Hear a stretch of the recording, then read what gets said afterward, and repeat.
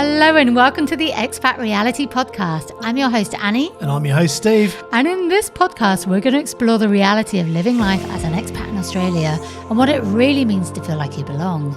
Join us as we uncover the challenges and opportunities that expat life presents on the search for settled. With our stories, tips and interviews, see us as your two friends to help you navigate expat life abroad.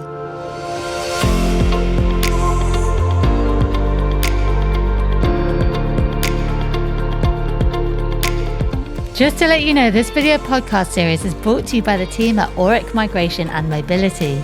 Now, Auric have helped us personally with my visa process to Australia, and we only know too well how difficult the entire process can be if you're doing it by yourself. They have also helped hundreds of our followers, and they're offering our listeners an initial assessment for free. Email them your visa situation, questions or concerns, and they will get back to you at no extra cost. Simply mention the Expat Reality Podcast when you email them at migration@auric.com. Auric is spelled A-U-R-E-C. So that's migration@auric.com.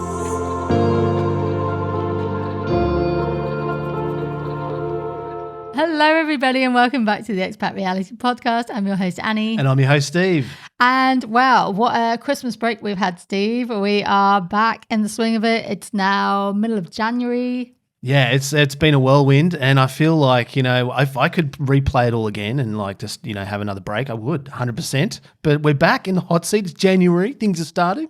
I feel like it's been ages since we last did our last podcast, which was with Caroline from County Down Under. And that was just before we went away to Indonesia for the very first time.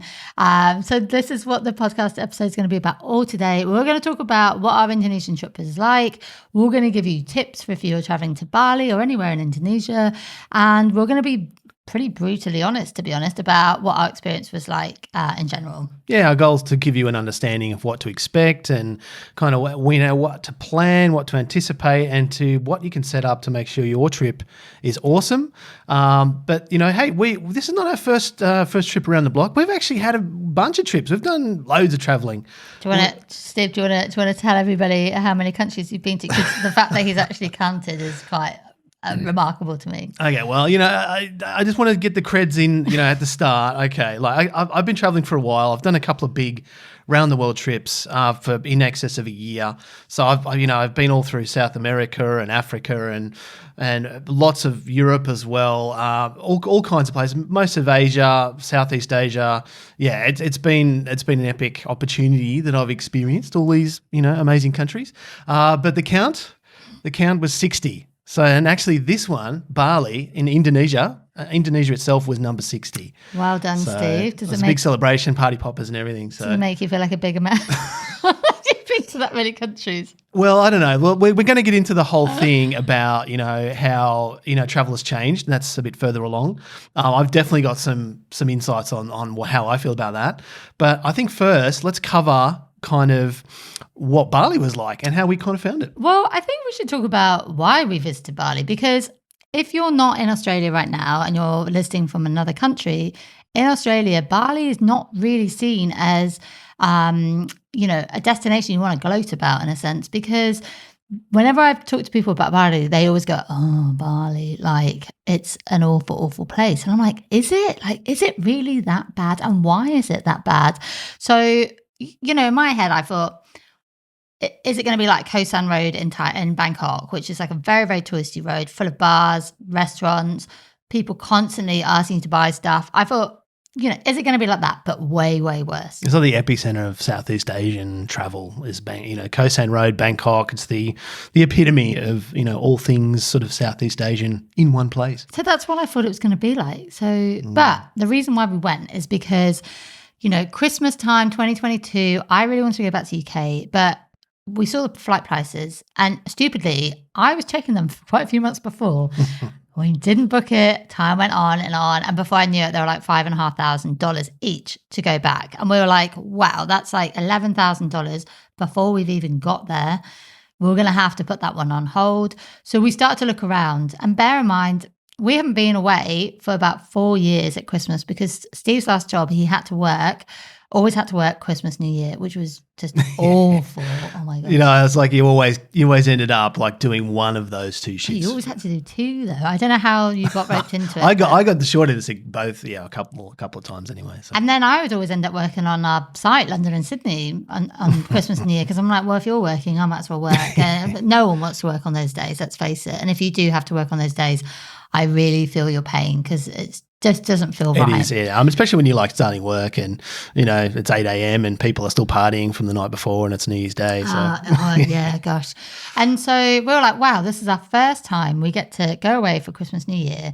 And it seemed that Bali was the only, like the cheapest option for flights for us. And we say cheap, it was not cheap. It was, and I'm not even going to disclose how much we paid for those flights, but let's just say we went Virgin Australia and we didn't get any food on that flight.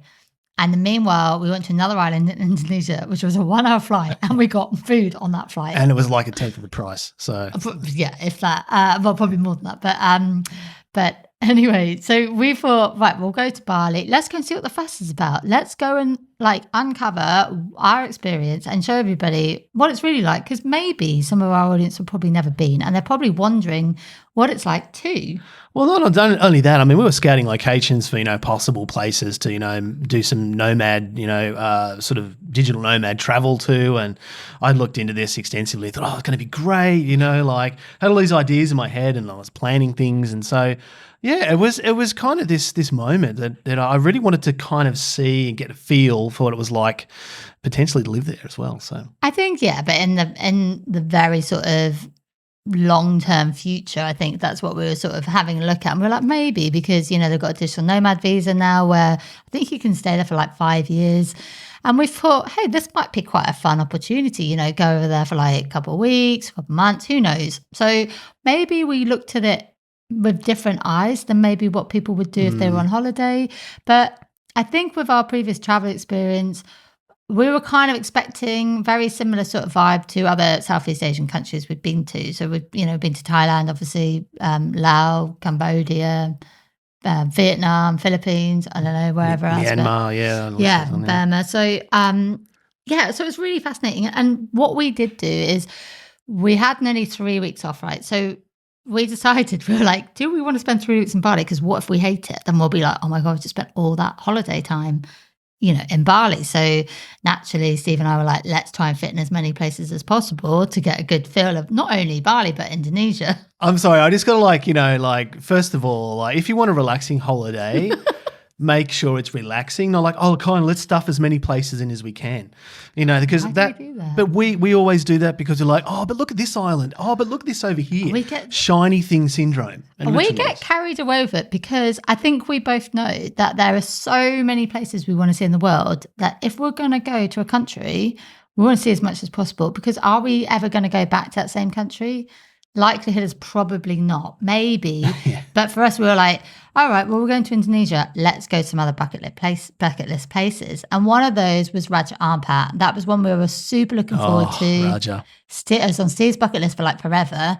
And I was like, we need to go to that place, because if we don't do it, then you're going to forever go, we didn't go to the one place I wanted to visit. Just to give you a little heads up on Raja Ampat, it is like an amazing, like sort of zone worldwide, because it's like kind of a refueling station for all the fish and sea life in sort of that sort of northeastern Papua area of Indonesia, or sort of northeastern. So eastern. Anyway, so the whole fact being is there's an amazing diving there, and it is like world class, super duper amounts of fish. And I was like, this is homestays, Bridgie Ditch culture, all that sort of stuff. So it ticked all my boxes. I was like, I'm there with bells on. It looks amazing. And it's also known as the last paradise on earth, which doesn't surprise me because it is proper pristine. But a few days before we went away, we found out that actually you need to bring all your dive gear. And Steve, it was a non-negotiable that I'm only going to West Papua if I am diving. And I was like, can't we just go? And he's like, no. So we didn't have the diving equipment, and we had to can it a few days before, which we got pretty much most of our money back, which was great. I can't believe the local airline actually gave us, they gave us more than half the money back. More than half, which is great. And I didn't expect that at all. Yeah. I thought, they're just going to give us a credit or something. And they came to the party. So Traveloka, it's a good option. Yes, absolutely. That's a very good point. If you're traveling in between islands in Indonesia, always book on Traveloka. We ended up realizing that the first 5 days of our trip, we weren't going anywhere and we had nowhere booked and we were going away in 2 days' time. And we're like, oh my God, what do we do? What do we do? And before Christmas it's like for everybody, it's a really, really busy time of the year. You're wrapping up work. We had loads of stuff on and we were like, oh, I don't even have the time to even organize these first 5 days of the trip, which is happening in 2 days' time. So you had always wanted to go to Flores, right? Well, yeah, Flores as well was another hotspot for me. You've got the manta rays. There's some, again, world-class diving to be had there. So I was like, well, hey, if I can't go to Raja Ampat, well, Flores is the next best thing. So let's go and check that out. So, yeah, Flores and then Labuan Bajo, which is on this little town that's on the very corner, the western corner of Flores. All the stacks of dive boats, and they all kind of leave from there and go out to the Komodo Islands. So, and that's right. So the Komodo Islands is probably what brings most people to that area, which is really, really famous. You've probably seen it on Instagram where you've got people standing up at the top of a mountain with these ridiculous views of like really mountainous green areas really by the beach. And, we were like, okay, well, let's go and do that instead. So I found like this ridiculous hotel that literally looked like it was from a scene from Santorini. We loved Santorini when we visited in May. We were like, let's go there. Like, how much fun will that be? We're staying in like a little slice of Santorini, in Indonesia. That would be really random but fun. So we booked that and then we just thought, right, we'll get to Flores and decide what to do. So, but before we did that, we started the trip. I'm just going to give you a quick rundown so you can see what our trip looked like. And then we'll just go into just to explain what some of that trip was actually like. So we had one night in Seminyak, which is basically the sort of center of Bali, I would suppose. It's renowned as like the more upmarket area. So that's the first night. Then we spent 5 nights in Flores. We spent 2 nights in Canggu, in Bali. Then we spent 4 nights in Ubud in Bali as well. Then we went to an island called Sumba and spent 4 nights there. And then we ended the trip 1 night in Uluwatu in Bali. So that's kind of what our trip looked like. I mean, lots of people probably do like, maybe 2 places, maybe 3. I think most people just probably just stay in one resort, which is definitely what we said at the end, that we kind of wish we just did that. But, in hindsight, life is very different, isn't it? So, so let's just start with when we got into Bali. One thing everybody said to me before Bali was, do you want the name and the number of my driver? And I was like, what are you on about? Like, everyone's got a driver, like everybody literally. had a driver. And I'm like, I don't understand what this means. Like, what is that exactly? What is a driver? Like I didn't really know anything about it. So what we just did was we booked a taxi on booking.com. We booked all our travel on booking.com. That's not even a plug. That's just who we use these days. We don't use Airbnb anymore because, quite frankly, I don't really want to clean someone else's house on holiday. Airbnb is kind of one, I think it's sailed. And booking.com, you can always get your money back and it's super easy. So that's what we do. So we booked the taxi on booking.com. It was like $12 to get from the airport to Seminyak. So that's what we did originally. When we found the taxi driver really easily. He was the thing about Bali is that the taxi drivers are amazing at communication. They get you on WhatsApp straight away. They are straight there, ready to like pick you up. They communicate with you the day before you get there, the morning or whenever you're going to arrive as well. And they're in constant communication. So that's amazing, I thought. That's the best I've seen anywhere, I think. Yeah, but, it's all for a reason, of course. And that's, looping back to the whole, here's my driver, here's his number. And, they all want to get you for the next day, the day trip, and I'll drive you around, all over the place. So that's, that's their angle. That's fine. That works for them.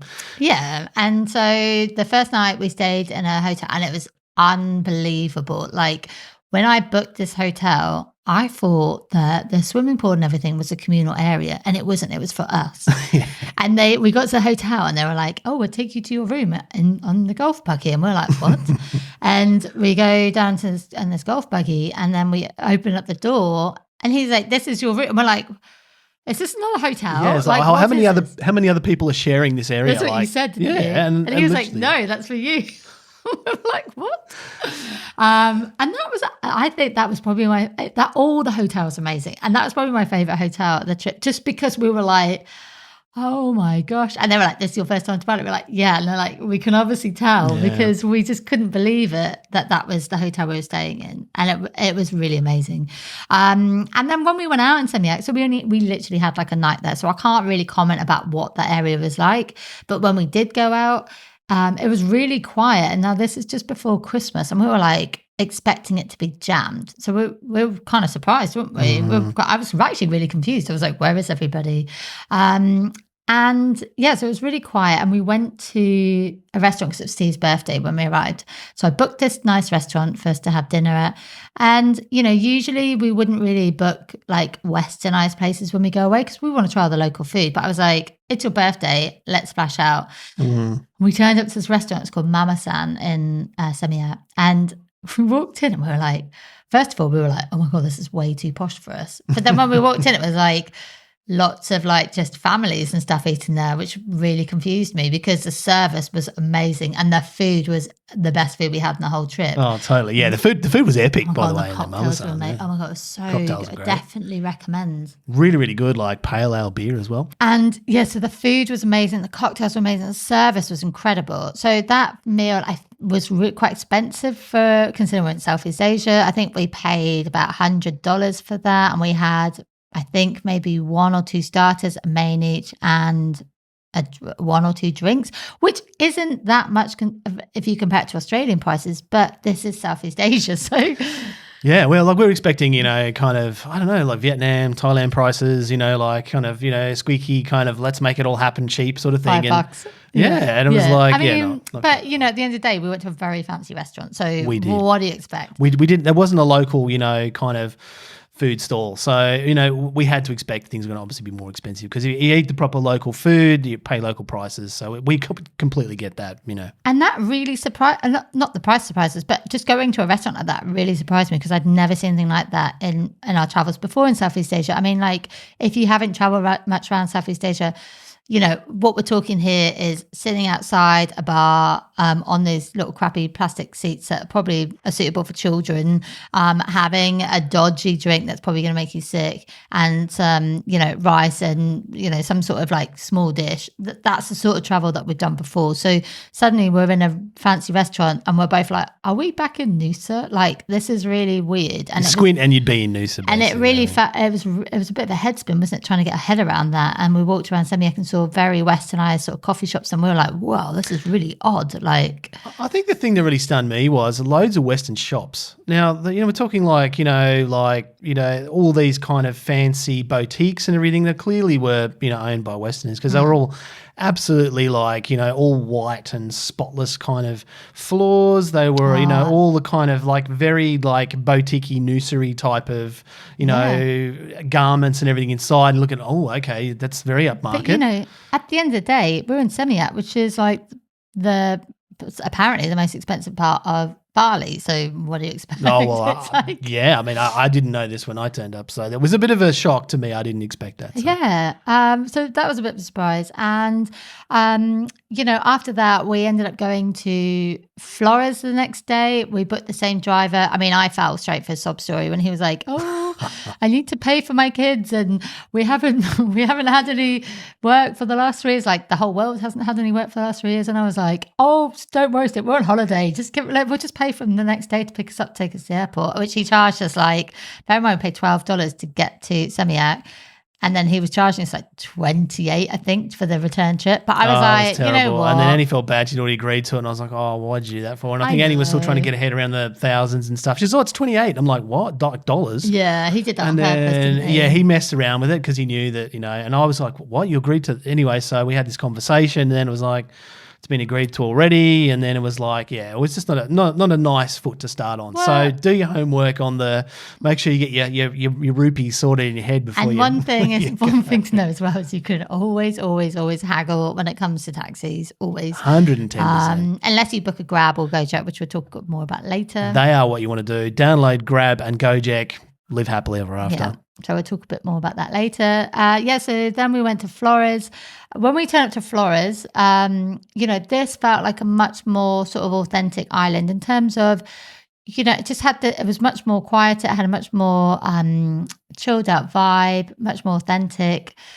I don't know. It's kind of hard to even describe that. Well, yeah, Flores is kind of what I was expecting, and it was kind of like beyond it was developed more than I expected because there was this huge, big Chinese hotel on the end of it. Oh, that yeah, was there was, isn't there? massive. Yeah. But apart from that, everything else is kind of what I expected of kind of more sort of a rural sort of island in Southeast Asia. But yeah, it was really cool. I actually really, really liked the people. People were really lovely. They were super nice. And talking about hotels as well, we did notice this. In Flores especially, there were lots of hotels being built, and in Sumba as well, which we'll talk a bit more in a bit. But it just goes to show that tourism is really back in full swing, and there's a lot of money being put into these islands.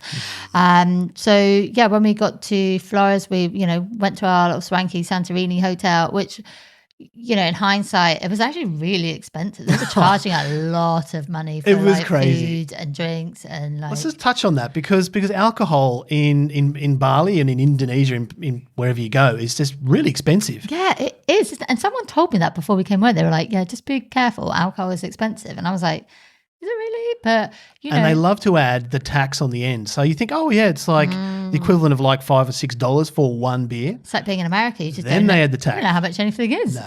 And just talking about alcohol, I didn't really drink very much at all on that trip because a glass of wine was like $17, and like in Uber especially, I was like, what? How is it so much? And I get it. It's the Indonesian governments. That's fine. They, they're a Muslim population, and I guess we're coming to their country to consume alcohol. Of course, they're going to, not exactly make it friendly pricing for you. So absolutely. So when we got to Flores, we booked Steve's diving, got his little obsession with diving out of the way. But it was kind of sad when we went diving because, it rained a lot when we were away, and we went in wet season. I honestly thought wet season was going to be like a little shower in the afternoon. It's not. It literally just pulls down. And by the time we got out on the boat to go diving, there was quite a lot of the water was quite dirty, and there was quite a lot of rubbish hanging around, wasn't there? Had been swept in from, the other islands. Yeah. So one thing to note as well is that it was actually manta ray season. It was amazing to see the manta rays because they literally just stuck what was it, Steve? Oh, we just had a little pick and we just stuck in the ground and then we had this, but it was quite a strong current. So it was quite nice, just this kind of, drift at the bottom and sort of have all these mantas floating over and getting cleaned in a little cleaning station. That was amazing. They were swimming right over the top of us and everything. And I'd seen mantas before, but not like that. And there were loads everywhere. Yeah. So it's definitely worth going to. And then the next day is the day that we call the 531 incident, which basically changed our entire trip. So it was on day 4 of our 18-day trip. And basically... It's how 5 minutes can flush your trip down the toilet. Absolutely. Much. So we were going on a day trip to the Komodo Islands, which I was really looking forward to. I knew it was going to be really touristy, but I was like... You know what, when you're going over there, you've got to go and see these places if you've not seen them before. It's just a sort of mandatory thing you need to go and do. And our tour was leaving at 5:30. They were picking us up from the hotel. So I went downstairs. Steve was running late. I was like, Steve, we've got to go, we've got to go. And he was like, they can wait.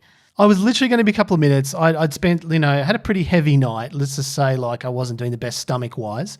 And anyway, so I was like, I'm just going to be a minute. Surely 2 minutes, the boat's not going to leave.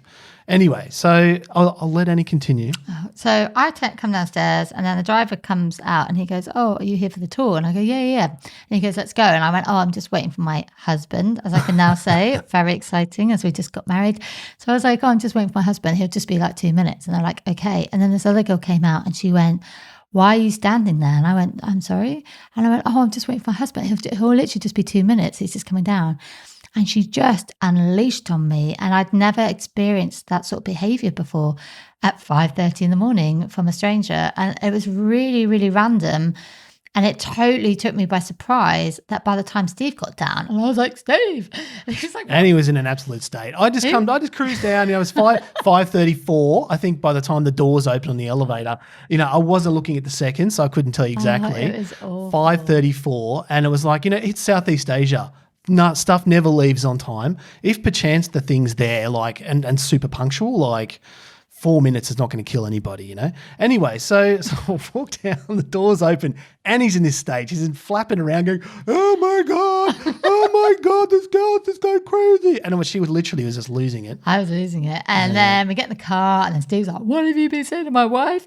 And then she just literally changed straight away. And she's like, oh, I'm sorry. And I'm like, oh my God, I've never met like an absolute psychopath. And I was just like, who is this person? She's like completely changed. And then the husband was, oh my God, it was awful. Yeah, I didn't realize the husband was right behind him. Like, well, what have you said to my wife? And then the husband's going, what are you talking to my wife for? And I'm like, what is going on here? Basically, it's amazing how your day can change in a very split second, like over 5 minutes. It's crazy. The thing I think what happens, and this is something that I kind of thought about it quite a lot, and I thought, why would someone be that nuts about this situation? She had a young 4-year-old girl, so the 4-year-old girl had clearly woken her up way before time, and was she wasn't happy about that. So, but I think the thing is that people when they go away on holidays, they maybe have been saving for this for a long time. They've built up all this they'll build up all these ideas in their head about what the trip's going to be like. It's a lot of sacrifice. Maybe they've adjusted work commitments, all the rest of it, a whole bunch of stuff to have this one moment. And literally that's why people get so feisty on their holidays and so kind of upset about the smallest thing, just because, there's so much tension built around that small moment, of having this trip that maybe lasts a week, and it could be so much tension there. And I think that's just a little tinderbox that can, as we can see, can go off. So she was proper mad. And you know what the worst part was I was in so much shock that I was like, oh my gosh, like what's going on? And before I knew it, we were getting on a boat and she was getting on the same boat as us. And I was like, oh no, we're going to be on the same boat as this crazy person for like the whole day. And there was nothing worse than that. So the first part of the trip was going up to Paddock Island, which is a really famous place, probably the most famous place really in the whole Komodo Islands, which you walk up to the top of the mountain and you basically take in these unbelievable views of this really mountainous range with lots of beaches around it. And it is absolutely stunning. So when we got up to the top of that mountain, we were having a chat with the tour guide and I was like, look, I'm not comfortable here. I need to get off this boat and get onto another one. Can we go on to another boat trip and just do that for the day? Because I was like, I don't want to be around this woman, because she'd gone from being crazy at me to suddenly sitting on a boat and laughing with all the other tourists, and I'm sat there going, oh my God, what on earth just happened? And I'm trying to tell Annie, look, just calm down. I know that's what everyone would say. Yeah, and it's like, don't let this woman get to you. And sure, look, just up front, we're not like big tour like junkies or anything. I don't particularly have, it's not my jam for tours basically. But in this case, it was like, well, the only way you can do it's on a tour. You can't like hire your own boat and go there, sadly. But anyway, you can actually, by the way, you can hire your own boat, but it's pretty expensive. Oh, okay. But anyway, had I known that, maybe we. So anyway, we're at the top of the mountain. I was like, can we change tours? And the guy was like, look, I'm really sorry, you can't. But by this point, everybody else on our tour had already made their way down the mountain. We're like, God, we're better get a move on here. First few steps, what happens, Steve? So Annie's like, we've got to get back because that girl's going to go nuts. Anyway, so we started walking down, of course. Annie sped off down like, oh, okay, I better pick up pace here. Anyway, so as I've stepped down on this one bit of rock, was kind of super slippery and my ankle's just gone straight out. And I'm like, oh no. And I sprained my ankle. So, I was like, you're kidding. Like, I seriously don't need this about now. Anyway, so here's me hobbling down the mountain with no shoe on. And all these people were like walking up. And it's like, this Aussie bloke like, oh, g'day, mate. Oh, what'd you do? You lose your shoe? Which was weird because I was walking in front of you with the said shoe. With said shoe. Anyway, so I'm like, no, I just like sprained my ankle and said, oh, okay. Oh, good luck. Anyway, so I don't even know how you walked down that mountain. Well, I knew that was really super painful. Anyway, so I did the rice thing, elevation compression on the boat and all that sort of stuff. Anyway, so this kind of tour thing had to continue, but I was in like a lot of pain, but luckily they had some ice in the boat. And we had to spend bear in mind this is about probably about 7 or 8 a.m. when this happened. We were on the boat till 4. Me and Steve had to stay on the boat the whole day because I was like, I'm not going to leave you, Steve, and go off and see the other places. So here we are sitting on the boat, just like staring, like as we parked into these places, watching the horrible women with dagger eyes, going, you just ruined our entire holiday. The best bit, right? The best, you love this bit. Anyway, so like she's on the boat with a little kid. kid. Anyway, so next thing, right, the husband's there and they're at the edge of the water and they're like trying to coax the kid into the water. Look, we're literally open water. We're like probably a kilometre from like the nearest bit of land. The kid's freaking out. Anyway, he goes, come on, you must go in the water. And the kid is going, ah! Anyway, so the next thing I know, like this is a French guy actually, picked up the kid and just literally jumped into the water. And he threw her into the water. He threw her into the water, like in front of him. Anyway, and the boat people are freaking out, going, he's looked at us and kind of going, oh, he's not a very nice man. So in a French accent, were they? Not quite a French accent. But anyways, it's super weird. And I was like, why is this guy doing this? And he was super bizarre on the boat. This is and the wife again was just being super weird. She was very odd people. I felt really sorry for that child in the end. And she was really traumatized. I mean, who throws a 4-year-old out into open water? Do you know, like, when you sort of see people and you go, like, they're modelling their child to be like the exact person, which I hope humanity never turns out to be like, that's who she was modelling the child to be. And I was like, if our world ends up getting, run by people who are going to be like that, I don't know what's going to happen to humanity. Kind of faith is lost. But anyway, so I digress. We sat in the boat.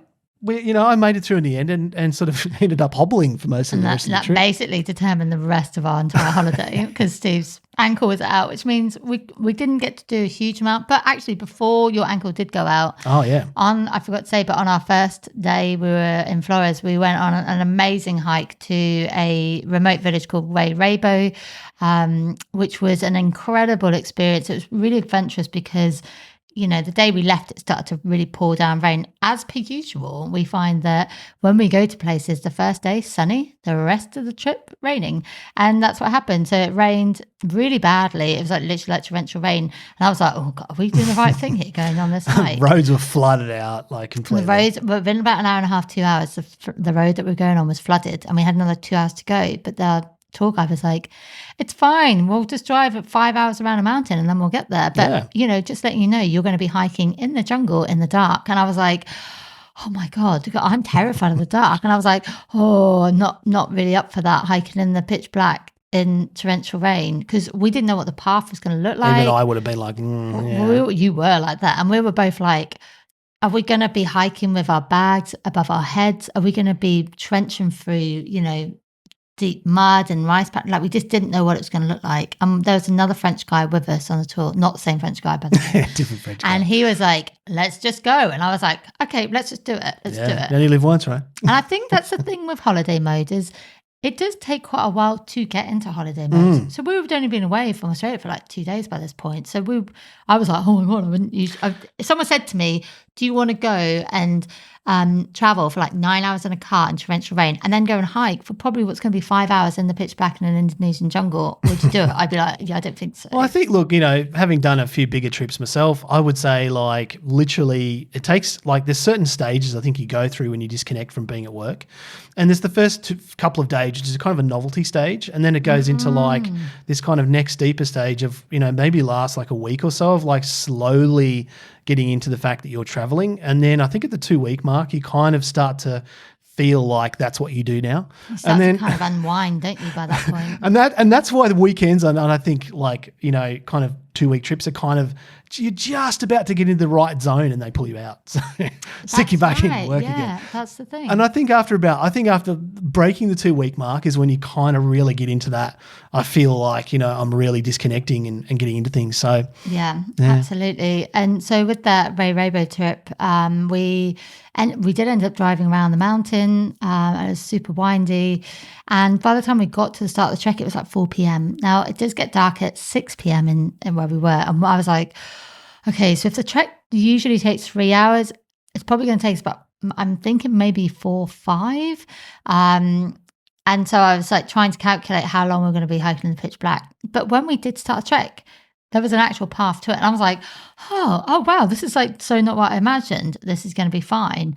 And we did it in 2 hours. But when we got to that village, that was probably the highlight of the entire trip, because it was such an incredible moment when you get to this village in the middle of like a valley in the jungle, and the traditional houses like cone shaped, and they another thing about that island, and also in Sumba as well, what we did notice is they tend to bury their ancestors next to where they live. So you had all the graves around by the house, and they were thought to believed.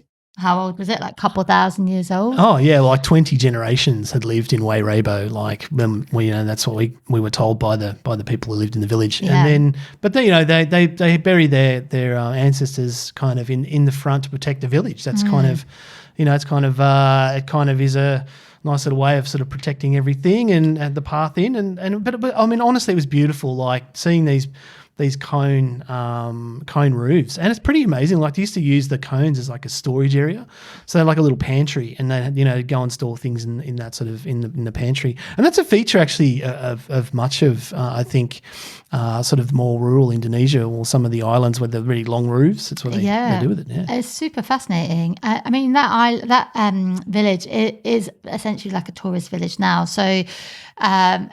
There do tend to be quite a lot of tourists that do visit, but the day we went, because it was so torrential rain, there was only like 10 of us that actually made it there, which was great because they said like the day before there was like 50. And so that felt very special for us to be there. We were there with a Papuan family and then 3 friends from Jakarta, and that was it. We were the only people there. And it felt very special. The energy there was really amazing, and I definitely recommend doing that trip. But if you do that tour, just be, prepared that there's probably going to be a lot of tourists there, and people love taking Instagram photos, which we will talk a bit more about in a bit. But I think the actual village, like when we say tourist village, it's not like, it's not like a theme park. It's not like that. It's actually preserved culture. So, if you were to go to a proper village, you'd probably have to organise a couple of weeks in advance, and like it would be like a big thing and lots of protocols going on. But this is kind of more established for, regular kind of tourists to visit and as a kind of a tour thing. But it's not like a theme park. It's actually a proper village that's preserved. I've actually written up a guide on our site as well, which I'll link below in the description, so you can read all about that village as well. And just on that note, we actually went to another village, which was actually way more, I think, Ridgy-Didge in Sumba, and that was like the real deal, and you could kind of see the difference in them. And there was, it was a bit of a different experience, but we'll touch on that in Sumba. Absolutely, that was an eye-opening experience, isn't it? Which we haven't shared. So after we went to Flores, we went back to Bali, and we were kind of both looking forward to it because that the day we left was the day after our little 5:31 incident happened when Steve sprained his ankle. So we were like, oh God, I want to get to Bali. I can't wait to go and see what it's actually really like. And so we decided to spend a couple of days in Canggu because we heard that was like the digital nomad sort of area of Bali. So we were like, oh, let's go and check it out, see what the vibe's like and everything. And the first thing that surprised me about Canggu is it's not that easy to walk around because the roads are really narrow and everyone's on motorbikes. And so you're kind of having to share the roads with the motorbikes, and like everything's kind of spread out. So it's not like you can just walk down the road and go everywhere. So you have to kind of get taxis or motorbike taxis around really to see places. Yeah, I mean, if you're living there, sure, you're going to get a bike and all the rest of it. But I think if you're just visiting for a day or two, like, yeah, you're just going to get Gojeks everywhere, or which is just like the local taxi motorbike thing that you do on your phone. Anyway, so but yeah, it's not an easily walkable area. So everything's very spread out. So you might spend 10 minutes driving to a cafe and then hop on your bike and spend 10 minutes driving somewhere else. So it's not like it's all in one small area. It's quite spread out, which I wasn't kind of expecting. I wasn't expecting that at all. And so yeah, we stayed on a street. We went down the road, had sort of late breakfast at a restaurant, which I did hear someone said to me, one of our followers said that their son got really bad Bali belly there. Probably is what I'm leading into. But I basically had that day, I had a scrambled eggs and a smoothie. I probably wouldn't usually order those when we go to Southeast Asia, but we're in a very westernized restaurant, and I was kind of looking forward to having some Western food because we'd eaten Indonesian non-stop in Flores.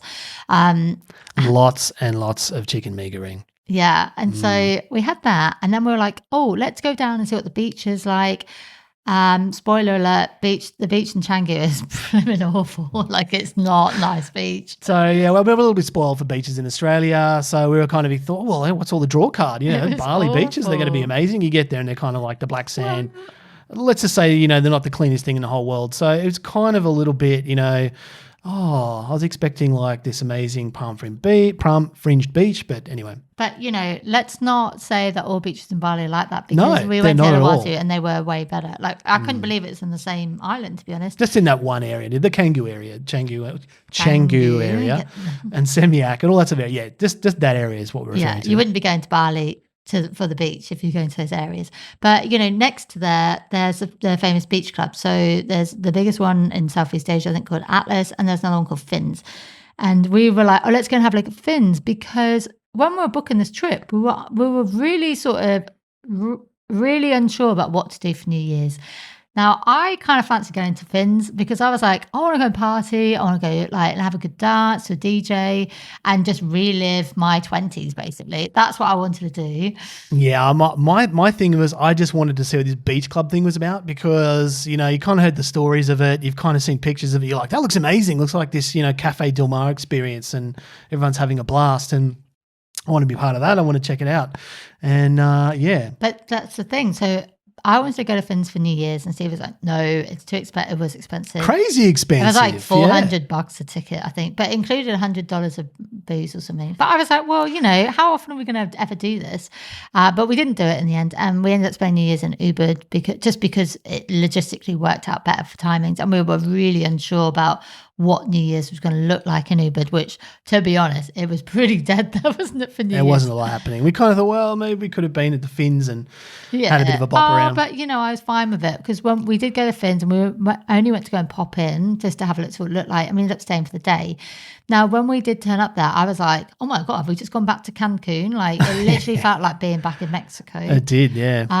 But it, like, places like that for me would be kind of intimidating when you've got people who, you know, just taking Instagram photos all day themselves, which is fine if that's your thing, but that's definitely not our thing. No, literally, we watched this. There was about 4 or 5 like people sitting on like one of these chairs, and like, well, I should say like a big kind of like a little pontoon, circular pontoon, like, you know, couch pontoon thing, and literally for like hours.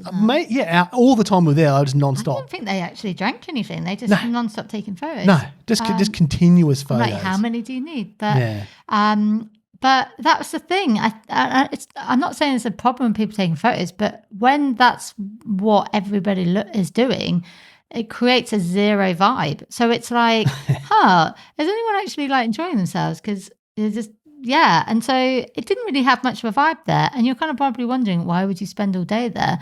But Steve and I were like, oh, well, let's just have a few drinks. And then, you know, before you know it, you've got more drinks and more drinks. And, you know, there's 2 guys there who were brilliant. They were like, they were blatantly on something, but they were like the only ones who were like probably going for it. Oh, it was so funny. Like, they were like I think the entire pool was like taking cues from him. And then this old guy, he jumped up, a big hairy guy, looks like, you know, he probably needed to shave his bits. But anyway, so he hopped up and he was bopping around, having a great old time doing, you know, walk like an Egyptian thing with him. It was hilarious. And the whole pool was having a blast. So, I mean, that was kind of fun. And yeah, and it was fun. And I'm really glad we got to experience that beach club thing. I mean, although by the end of it was a little bit kind of worrying when we basically nearly saw a guy spike someone's drink. And luckily those girls got away, thankfully. And I'm sure that probably happened everywhere in the world. But be very careful with your drinks. I've never seen that like right in front of my face before. That was really odd. And it was actually a foreigner, by the way. It wasn't a local. So. Oh, yeah.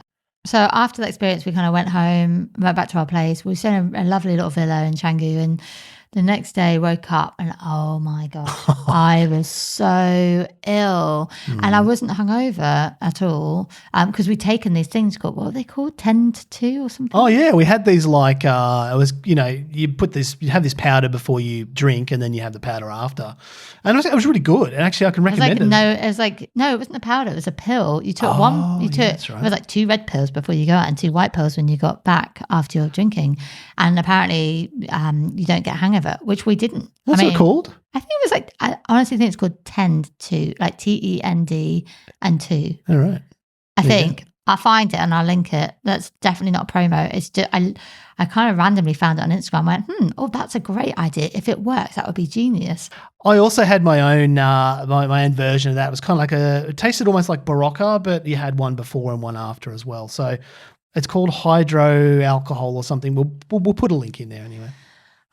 But yeah, next day I was really I started to get this really bad stomach cramps, like so painful, and I had to keep running to the toilet like literally every minute or two. And I was like, oh my God, I'm so ill. And I said to Steve, I was like, I can't go anywhere. I can't even go to the cafe to get any food. I can't do anything. And you were like, are you really that bad? And I was like, yeah, it was awful. And so we spent the whole day in bed. You were all right though, weren't you? I was all right that day. Next day, we were leaving to go to Ubud. So we didn't get to see anything more of Canggu, which is kind of a shame.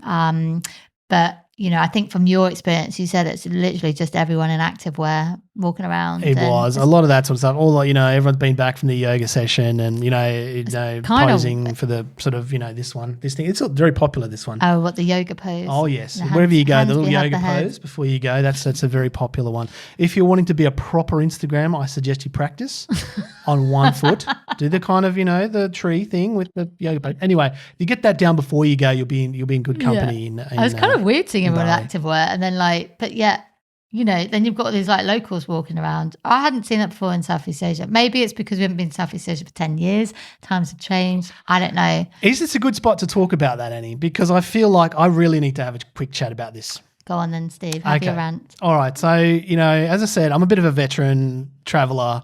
Southeast Asia is where I kind of cut my teeth. I love it. I love the whole vibe in the sort of, late 90s, noughties, early even teens, I think.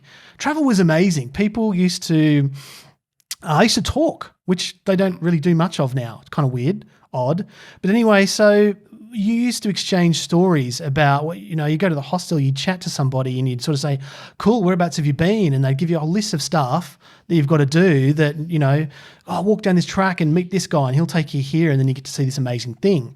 Because there was no Instagram. There was no, Facebook was only just starting out. People were kind of like, and Facebook was way too late because you'd have to go to the internet cafe. Not everyone had phones to update it immediately. So you're not spending all your time in the internet cafe. You were out doing stuff, which, you're enjoying yourself, you're having fun. It was super important to meet people and have that interaction. And that's something I've really noticed that has changed. And I think it's changed forever now. I think it's gone. I think basically people now just spend a lot of time just doing the scroll. And it's kind of like, why are you guys talking? Let's get together. Let's share some stories and ideas. But no, I really feel everyone's more concerned about taking pictures of where they've been, sadly, than kind of talking about the experience and how they felt and that sort of thing. And yeah, it just hasn't got that same sort of feel. And I think I think it's sad because people are missing out on such a great experience of sharing that sort of those travel. Those moments, the amazing moments you have in travel. I think it's worth mentioning though that, sometimes you want to zone out and just be on your phone, and that's totally fine. But I think what we saw in Bali especially is, it's non-stop. You do feel like you're in an Instagram shoot all day long from the moment you get up to the moment you go to bed. I mean, we saw people when we were sat in Fins, like there was women like down at the beach. Bear in mind that beach was awful and it was pitch black at 10 o'clock at night. And they were there with their iPhones trying to take Instagram photos. And I'm like, first of all, it's not going to be a very good photo because it's like really dark out here. Second of all, what are you taking a photo of? It's like in the pitch black. And then, we'll go back to our hotel and it's like 11 o'clock at night. There's still people there on the side of the street posing for photos, non-stop. And you're just like, oh my God, this is like, really, it's just like one big Instagram shoot. It was really too much, I thought. Like it was a lot. And that's something that has changed with times, unfortunately. And that's the way things are now. And, I think we feel really lucky that we did travel at a time when people did chat to each other and you did learn a lot from other people while you're traveling. And I kind of want to get something straight as well. Like I think there's, for what I kind of feel is there's a couple of different things going on here. First of all, we're in a super touristy area. I think if you move out of those touristy areas, you kind of do get people a little bit more communicative, which is great. And I think, but for those, I think for the really, really popular areas, that's Instagram thing's definitely true. But I think moving, to sort of like when we went to Sumba, there was no internet connection. So That was ace. really difficult to share your Instagram there because, like you had to be at the hotel. So there wasn't an opportunity for people to do that. But they tried. They did try that, didn't they? And I think also it's worth bearing in mind because you could just be thinking about us going, well, you guys are on Instagram and you're sharing photos and you're writing about these places and the list goes on. And it's like, yeah, I mean, you're totally right that we do. And it's the thing is, though, is that we're not standing there for 10 hours a day taking hundreds and if not thousands of selfies just to get a photo. It's like, let's just show our audience what this place actually looks like. And that's about it, really. Yeah, I think it's just sensible. Like you wouldn't spend, 3 hours trying to craft the perfect shot, which we did see actually a local Indonesian couple doing in the actual, what was the name of the local collection hotel? Oh, the hotel in the Santorini Hotel. Yeah, the Santorini Hotel. They literally spent. The Jakartans. Yeah, they love it. They love a good Instagram photo. Oh, do they? Yeah. So, but anyways, I think we should get a bit more back to our trip now. So after we did the Canggu thing, we went up to Ubud, which we were really, really excited about because we thought Ubud's going to be our place. We're going to love it here. It's going to be beautiful. And we went there just before, in between, like basically over New Year's. And it was so busy. Obviously, it was New Year's. We asked a lot of people and they said traffic's like that all the time. Because Steve couldn't walk that much, we had to get taxis to a lot of places. And, he's sitting in traffic for ages and just not moving. And it made us kind of go, well, what do we do New Year's? Do we go out? Because our hotel was like 2 Ks from the centre. And we were like, but if we get a taxi out, we're not going to get back. So do we go out or not? And we did. And we ended up finding like one bar that had like some live music and people dancing. We were like, great, we said that. And it was actually a fun night in the end. Thing with Ubud as well, like it is undeniably beautiful. Like, oh my God, like the jungle there is like amazing, like really amazing. And that really sort of took my breath away, really. I wasn't expecting it to be as beautiful as what it is. We went to another place called Pyramid of Chi, which is a sound healing place. And we actually did like a little retreat there on New Year's Eve. And it was like just a day retreat. So we're like, oh, what a great way to end the year because Steve couldn't do very much. We were like, well, why don't we go and spend the day here and end the year in a really nice way. And we've done lots of retreats in the past, like lots of meditation retreats and, all different experiences. And this one, I couldn't believe it. There's only 5 of us on this retreat. And the guy who was holding the retreat was a really, really beautiful guy who's an Indian guy who'd done a lot of ashrams, lives in Bali now. And there was a girl there. She was literally just on her phone the entire. He was like, okay, close your eyes, let's meditate. And she's just like Instagramming. Literally Instagramming. And I was like, what is she doing? Like, how is she getting away with this? Yeah. It's proper mad. So that was interesting. The hotel in Ubud was really beautiful as well. Really loved it there. And I feel like with that area, like, and people have obviously said this before, but the further out you go, the more beautiful it will be. So, if I was to go back there, I'd definitely get out of that Ubud area and really go and explore more of that sort of east area. Like I'd go and explore more of the sort of northern areas and more of the sort of northeast as well, because I really feel like that is where it's really, really beautiful. Yeah, I think generally like touristy areas anywhere, I feel like now have become more of a theme park and kind of I feel that's what Instagram's kind of done. I'm sorry, this is the last I'm going to say of this whole thing, but I just want to get this off because I feel like it's pretty crucial here. And like, yeah, the really touristy areas that have become super popular images on Instagram and just on the web really now almost just become like this theme park. And it's people just consume it, and then it's almost like buy a ticket to prove they've been there and take a picture. Whereas it's not really. I don't feel like they're really soaking up the atmosphere and speaking to the locals, and maybe buying a local kind of item that's not a trinket that's made in China. Like am I going a bit too far now? Maybe. But I think it's worth mentioning as well, though. Like you go to famous rice terraces and. I felt a bit uncomfortable there because at this rice terrace, you've got all these restaurants all like on the side of it. And each restaurant has got its own swing, the famous Bali swing that we've all seen a million times.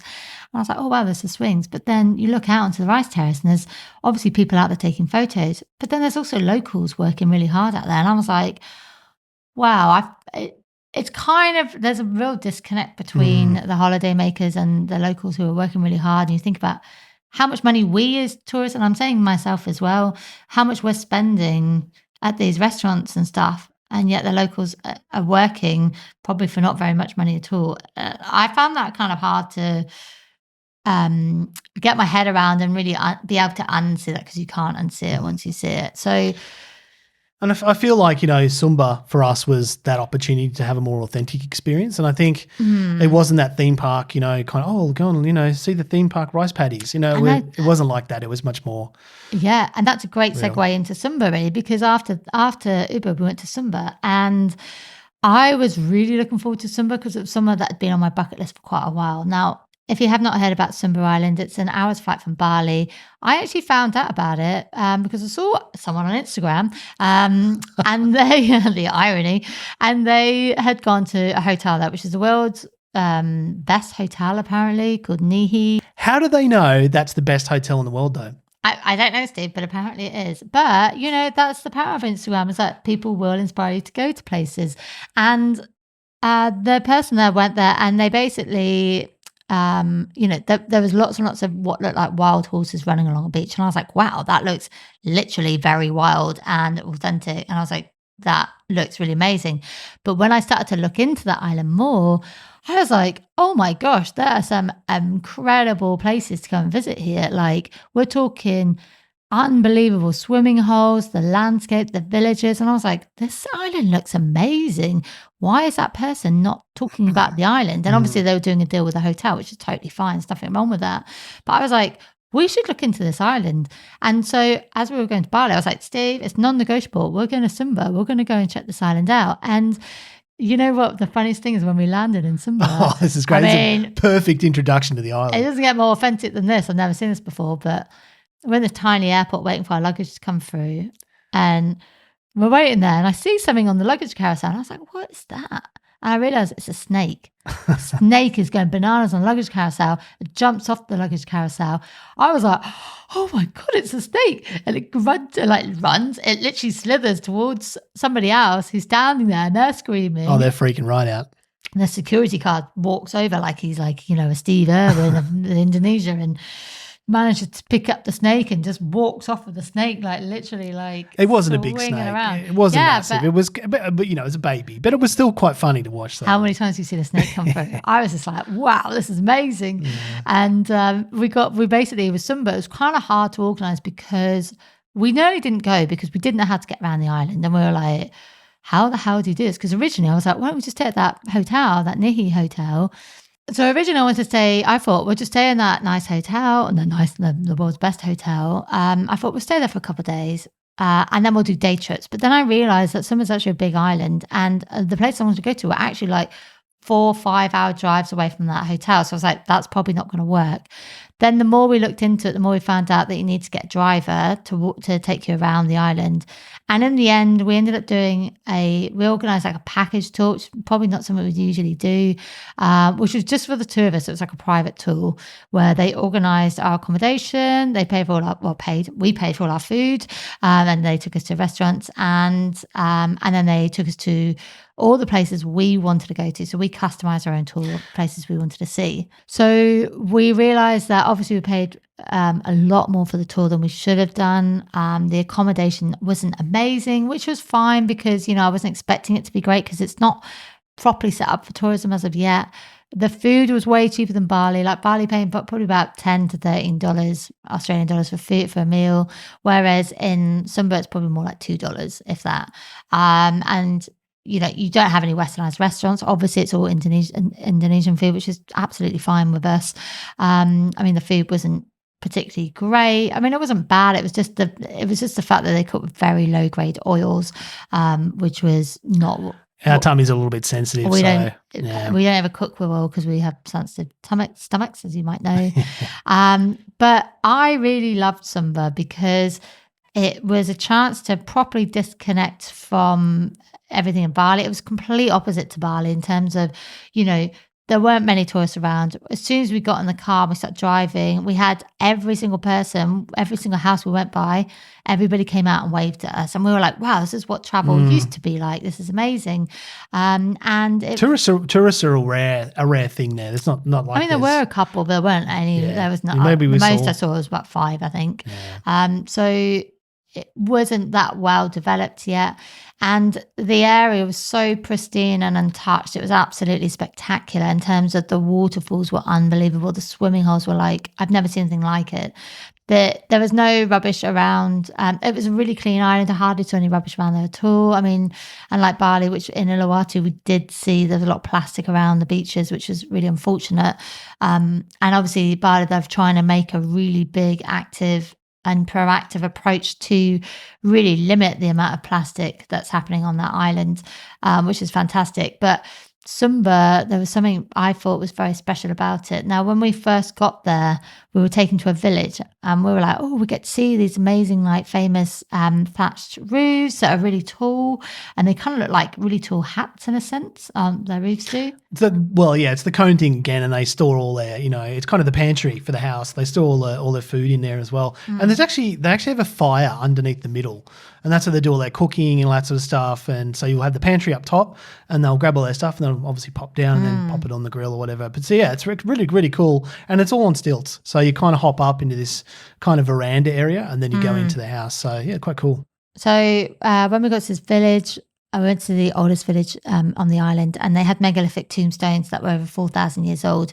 And when we turned up, it was a really eye-opening experience because a funeral had just taken place. Now, funerals in Sumba almost seen as something that's kind of like a celebration of life. It's a significant event, and it's kind of a time where all the villagers come together, and there's this kind of connection moment when that person leaves, and they'll bring in all these animals to sort of to slaughter and to end up feeding the village. So it's an ancient tradition that they've continued on for a very long time in terms of how they view animals on the island. Now you see animals outside people's houses, like you'll see a buffalo sitting outside someone's house, a horse, and they are viewed as almost like they're sort of traded in terms of how much they're worth. So a buffalo would be worth about $2,500, the equivalent to it. So they are viewed as very, very expensive, almost items in their house. Interesting story, actually. We were told this by our guide that you have to actually pay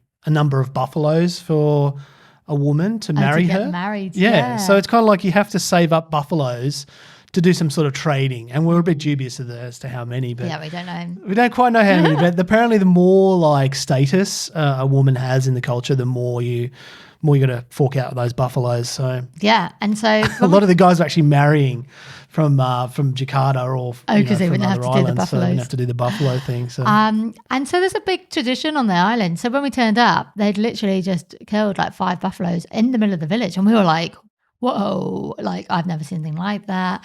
But to them it was just normal, and they were like cutting up the buffaloes, ready to feed 300 people in this village. And for us, I was like, oh my gosh, we've just come from Bali, where it's just like a huge Instagram shoot, to suddenly we're in this like super authentic village where they've literally just killed 5 buffaloes to eat. And we're like, wow, okay. And bear in mind, tourists go to this village like every day, but we were the only ones there at the time.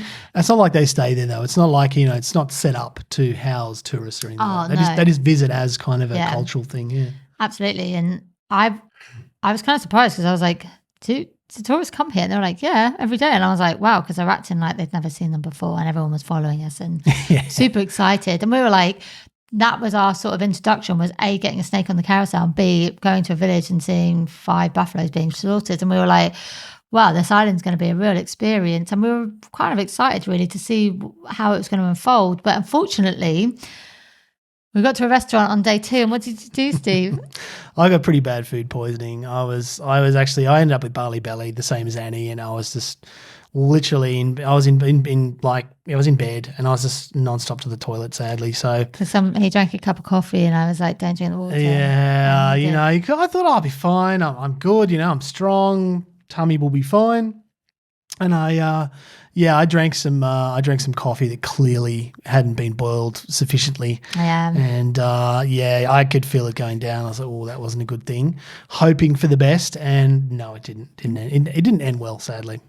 So the last day and a half, Steve had to spend his time in bed, which was not that bad because that last hotel was actually really nice and it had a swimming pool, which is kind of amazing. I did hanker for those moments. All I wanted to do, I said to Annie, I just want to float around in the pool with a beer.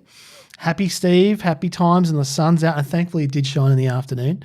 So I did get a little Steve time. So I was very happy with that. And I got to go and visit the rest of the trip, which was some insane waterfalls. And it was absolutely amazing. Insane waterfalls? Oh, my God, they were unbelievable. And each waterfall had like this really beautiful local guy who was protecting everybody at the waterfalls because, tragedies do happen at these places. And they were there to really look after you and they weren't there to try and get money out of you or anything. It was really sincere. And I really, really valued that. I thought that was really amazing. It was one of the things that probably stood out for me the most about Sumba was just the sort of authenticity and how genuine the people were. And it's a beautiful place. And I definitely recommend visiting if you're okay with, not being in luxurious places because it's not luxurious as of yet. But it is absolutely amazing, I thought. The rice paddies are amazing as well. I thought the rice paddies on Sumba made the ones on Bali look like they were and it's funny. On holidays. Well, that's the thing. When we were there, we were going, oh my God, if it's in Bali, there would be like, it would take hours to get to these places because just the traffic would be crazy, but no traffic there, nothing. And I loved not having any internet because it was a time to really disconnect. And it's not that I'm on my phone all the time, but I like to sort of be able to document places, which I still did do. But it was just nice not to have any internet at all and just be able to take those videos. And that was it. And then when we got back to Bali for our last day, we went down to Uluwatu because we wanted to check out that. We stayed in a really nice hotel there. It's called Gravity. And we went out for the day, didn't we? And we had a look at a few places.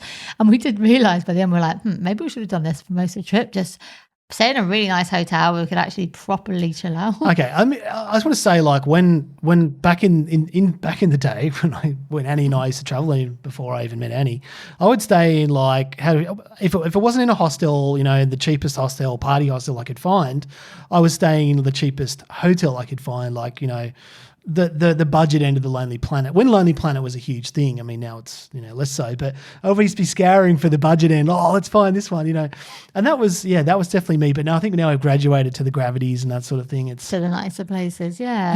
I think it's all right to mix it up, Yeah, you have to mix it up. But yeah, so Uluwatu, I found it a bit intimidating. Everybody was so beautiful there, like all the tourists. Everyone just looked like a model. I was like, oh my God, I felt really intimidated. It's like this way to the beach, and then all the girls are in their active wear looking fit. Everyone would turn up on the motorbike. Aerobics class. They turn up on the motorbikes looking like they just come from like a Vogue shoot. And I was like, wow, okay. So it was a little bit intimidating, but I've quite liked Uluwatu. Maybe it was just after New Year's, it didn't seem that busy there. The beaches were quite nice, although I did go down to one sort of famous swimming area, and that was a bit eye-opening just to see all the plastic everywhere and the poor local woman picking it up all around everyone, taking their thousands of photos. So I was like, oh. It kind of, yeah, but hey ho, that's the way it is. But I just want to quickly let you guys know some of the things that I did notice about Bali. I wrote down quite a few notes just to share with you because it was our first time visiting. Things that stood out for us that probably wouldn't stand out to you if you've been there quite a few times already. So I just want to go through them. First thing I noticed was no jet lag. How amazing is that? No jet lag, 2 hours. That's probably why a lot of people go to Bali because it's like we're on a flight from Brisbane, 6 hours. We're in Bali. It's 2 hour time difference. It was like, oh my God, no long haul flights, no trying to get over the jet lag. Amazing. Yeah, and it's hard to choose accommodation because it is all pretty good. It really is. And that's one thing we struggled with. Usually we try and, find places that were all right, but they weren't the worst. That's kind of like how we would go. But in Bali, it was like everywhere is amazing and we could afford most places. Just make sure you pre-book things because, that I'm going to do a full episode on how travel's changed. I think it's definitely something I need to do. But yeah, you'll need to pre-book things for sure. It's not like you just turn up and go, oh, cool, I'll do that. But I think that's the way travel's changed in that sense. You need to book everything now. You definitely need to pre-book some restaurants, especially in Uluwatu, because we couldn't get into a few. Which is kind of surprising. I'd pre-book your driver for when you get into Bali as well. Booking.com was really good for that, I thought. If you're getting straight off the plane, yeah, absolutely, just book a taxi in Booking.com, and it's the same price as what you'd pay if you had like Gojek or Grab anyway. So one thing we did watch, we found this YouTube channel. It's really good. Yeah, it's called Online Bali Driver and Tours. This is just a random dude on his motorbike, and he just goes around the areas in Bali and just films himself like just riding a bike for it. So you can sort of get a bit of a good feel as to what does these areas look like. And he's a bit commentary over the top. Now, they aren't the best videos, but they're the only videos we could find that weren't like edited just to show you, oh, this is me in a cafe, or this is me somewhere else. It was literally him just driving along going, this is what the street actually looks like. So we kind of like watching this. Yeah. One thing to do when you choose your accommodation is make sure there's aircon in the room, because especially at Gravity, actually, there were some rooms that were more expensive, but they didn't have AC in them. And I was like, well, I kind of want a room with AC. But in saying that, I was quite surprised about it. It wasn't as hot as I was expecting. Now, we've been to Cairns over the Christmas period, and it was crazy hot then. And I thought, oh my God, Bali's going to be even worse.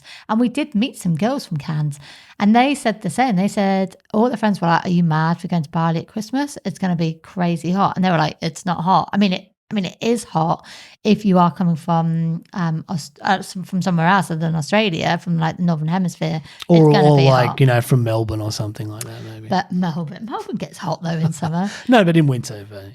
But it wasn't as hot as I was expecting. Now on Flores and Sumba, they were way hotter than Bali, but Bali didn't seem as hot, which is good. Apparently it gets hotter in the dry season. That's what we were told. One thing I loved is the flower baths. I know they're like a super like Instagrammable thing, but they are Instagrammable for a reason.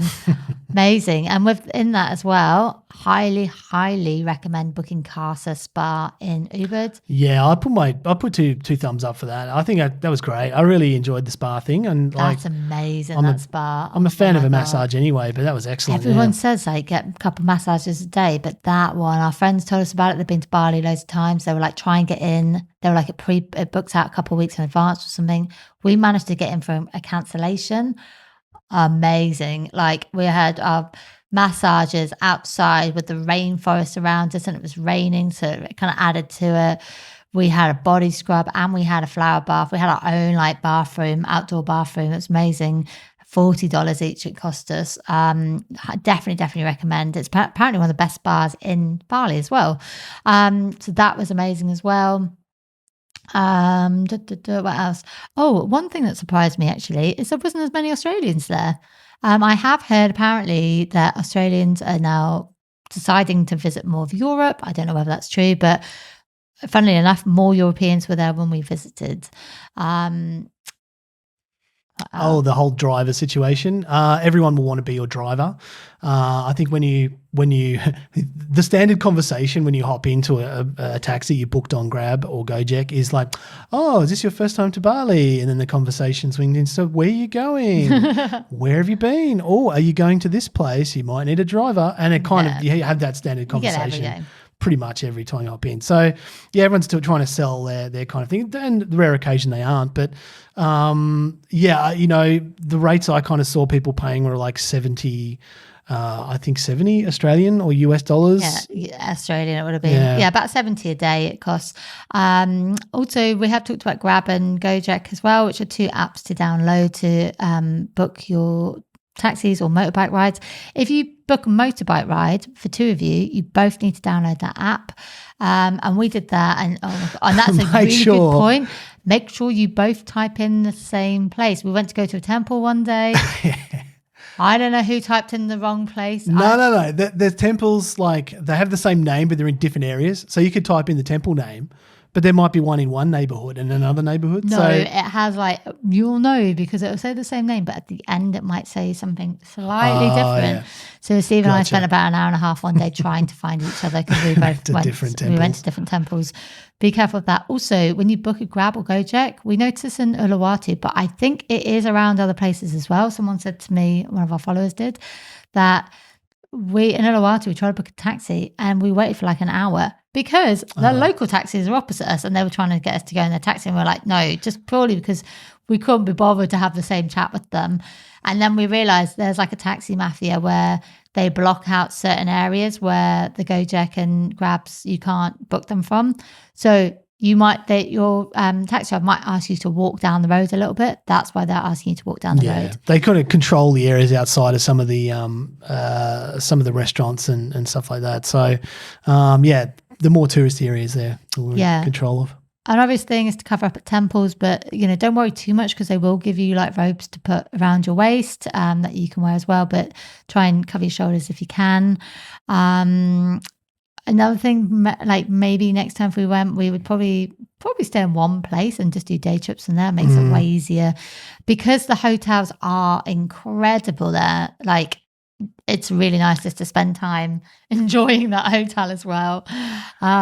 Big one. Now, this is a huge thing. Make sure if you're going to get a local SIM, get Telecomcell and not XL. Because when we first arrived, we saw the queue for the Telecomcell and it was big and we just couldn't be bothered to wait. So we went next door when no one was waiting. And there's a place called XL. So it was The reception's all right. It just didn't work in Ubud. No. And obviously didn't work in Sumba as well. And it is kind of like people say, Bali's really spiritual. Yeah, I can kind of see that in a way, like in the north, like Ubud area. It does kind of have those sort of vibes, but it's not as authentic as what you would see in India. Yeah. It kind of, Bali's almost like a really good place to start a Southeast Asian adventure if you've not been before. It's a very, it's very toned down in terms of, you're going to have lots of familiar places, like familiar restaurants, like westernized restaurants and nice hotels and stuff to really ease you into that sort of experience. And so, there's nothing wrong with that at all. For me, like, I think I'm a huge India fan. Well, that's where Annie and I met. And so, for us, I think that India's got a pretty special place. And thankfully, it's really cool. Bali, it's very close and you can come and sample a little bit of that sort of, that Hindu culture as well, which is really cool. Think about where you spend New Year's as well. I'm going to write an article all about New Year's because I couldn't really find that much about it in Bali. But we ummed and ahed for so long about what to do for New Year's. Now, I know it's only a day, but we haven't had a New Year's for a really long time. And we're like, we're not that old yet. We can still get away with having a laugh on New Year's. Not like you can't anyway. But we were like, I want to go out and have some drinks and have a laugh. So the places we did consider were one of the beach clubs in Uluwatu, which I'm kind of glad we didn't go to because it probably wouldn't have been our scene. Obviously, the beach club and Changi as well, and Ubud as well. We kind of looked at Sumba, but we were like, that's probably nothing's going to happen there. With Ubud, we went out and there was literally like no one around. We were like, everyone's left to go back down to the beaches for New Year's. So we were kind of a bit disappointed until we found that one place, which was actually fun in the end.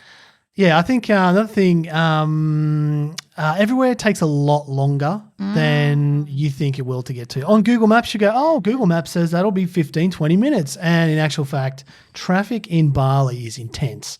It's not just like, Google Maps says it'll be 20 minutes. It's like Google Maps is wrong. It's easily an hour. And you think the driver's just saying that. He's not. It's literally like some places we've been. It's been almost like a car park to get to an intersection. Because we went from Canggu to Ubud and it should have taken like 40 minutes or an hour. I can't remember. But we stopped off at a famous temple called Tanah Lot, which we literally spent about 20 minutes there because Steve had sprained his ankle so he couldn't really walk. Got back in the car. It took us 3 hours to get to Ubud. And that's the thing. It does take a long time. Traffic is really bad there. What else? But one thing to note though about traffic is try and get out really early in the morning because people are late risers in Bali. So, the second day when we left Seminyak to go back to the airport, we left at like 7 a.m. No traffic on the road. Took 20 minutes. That hour journey the day before then took 20 minutes. I think Google Maps is right up until about 10 o'clock, 10, maybe 11 o'clock. And then it's just like, Hectic. after that, forget about 3 times out the window. But if you get it before that sort of period, I find generally it's actually right. So, yeah, that's the caveat I think on that one. And if you want to go and visit some famous Instagram places, there's absolutely no problem in doing that at all. And just go as soon as they open, because then you won't have all the crowds. And places do feel way more special when there's no one there, which is really hard to find these days. But maybe that's why Sumba was amazing, because of hard in or around. Another thing is, I don't think it's quite as cheap as what you might think compared to Southeast Asian, more general Southeast Asian prices. It is a little bit more expensive.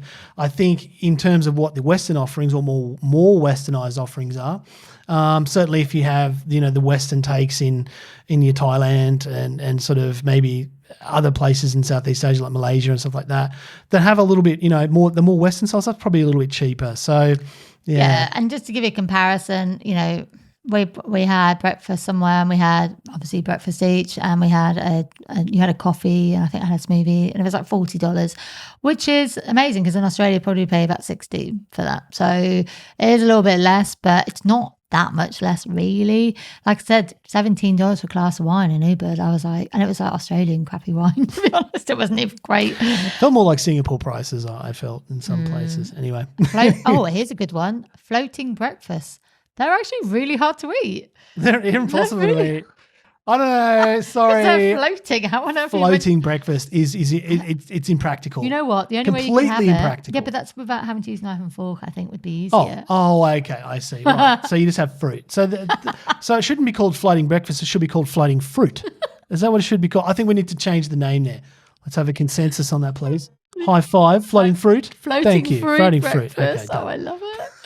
Another one, always carry toilet paper around with you. Honestly, you need it. Like, especially if you're in like Sumba places, like take it with you. And definitely get used to the squat etiquette as well. I don't want to go too much into this because you can do your own research on that. But Steve. No, true. There is a bit of a thing with that. And like it is a bit confusing when you first see a big sort of trough of water and a scoop and like, what do I do with this? Just go and have a look at it online. People have written about it, and yeah, do your research before you start diving into the local lavatories. It's a whole new world. Oh, another thing as well is just expect people to be smoking and vaping as well, because in Australia, most people don't really smoke anymore. I mean, especially where we live in Sunny Coast, you don't ever see anyone smoking, but you will see people smoking at restaurants, especially if they've got outside areas as well.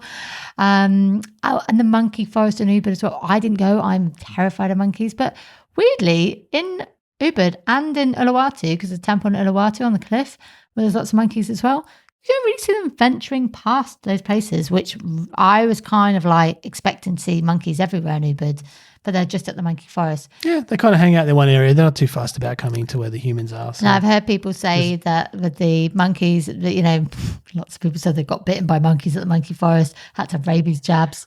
Definitely follow the rules with the monkeys. Like, don't go staring them down. Bad idea. Make sure you don't wear anything shiny or take your glasses off is a good thing. And just generally just don't, just stay away and don't sort of, go too close to them. You should be fine, I think.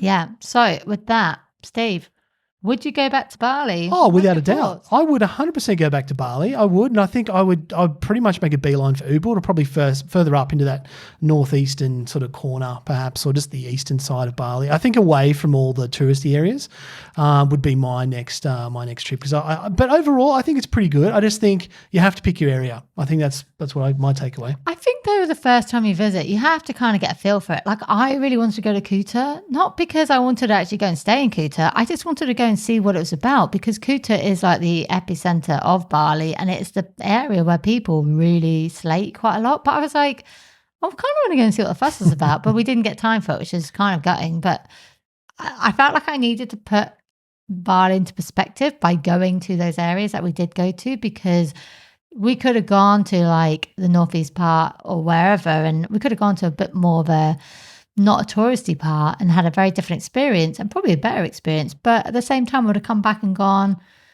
well, I don't really understand what everyone else was talking about with it. So I needed to see it for myself to gain an understanding. I totally understand why people go there because it is so close to Australia and it is essentially cheaper.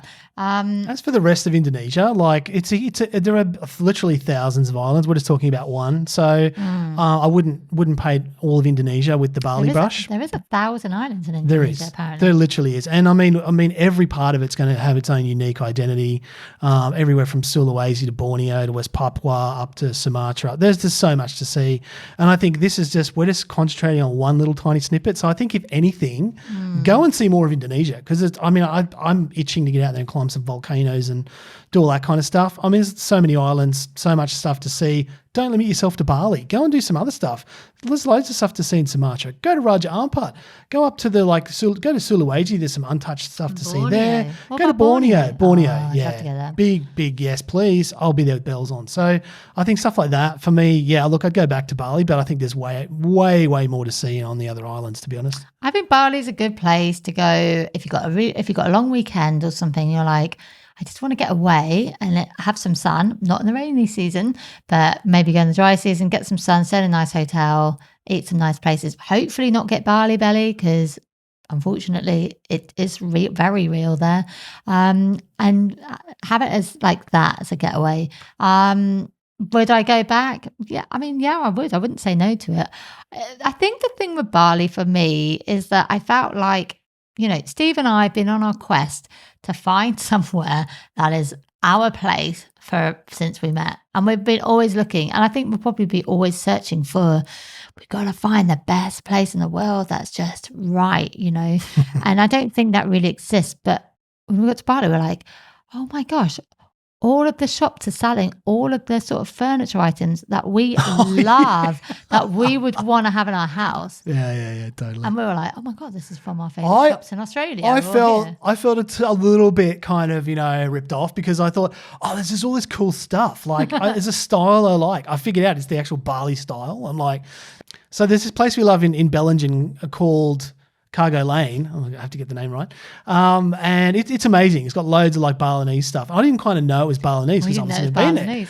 And I'm looking, it's just so cool. Anyway, so we're driving up. Past through these streets to get to this temple. And I'm like looking, going, Cargo Lane.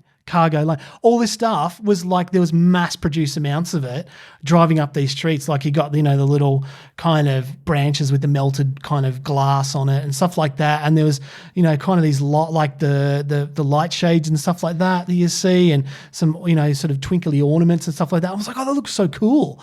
But then you just realize this is produced on a mass scale and not something that's kind of special that you thought was really super cool.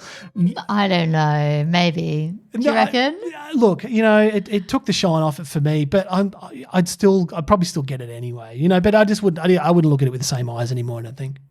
Yeah. So, but yeah, so Bali is the type of place where on paper it ticked all the boxes. I love the rainforest, the jungle vibes.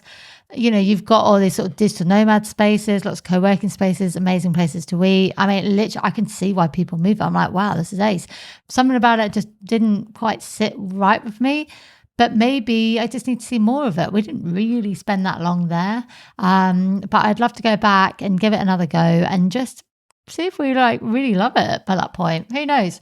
But if you are going to visit Bali, I hope some of these tips have helped you and our very interesting honeymoon experience we're kind of vetoing it. But, whatever. I think we learned quite a lot from this holiday. No, look, we still had fun. I think it was great. Love Bali. And yeah, we'd definitely go back. But listen, stay tuned. We're going to do, we've got a load more podcasts coming up. There's heaps more in the works. We're going to be making this huge and massive, as we said before. But don't forget to review us if you're on Spotify or Apple iTunes. Please leave a review. It really helps us. And if you love the show, just tell everyone else about it because it makes all the difference. And we'd love you for it too. Yay. So, look, I hope to see you next time and be good to you and be good to everyone. Yeah. We'll be back soon. Take care. Bye-bye.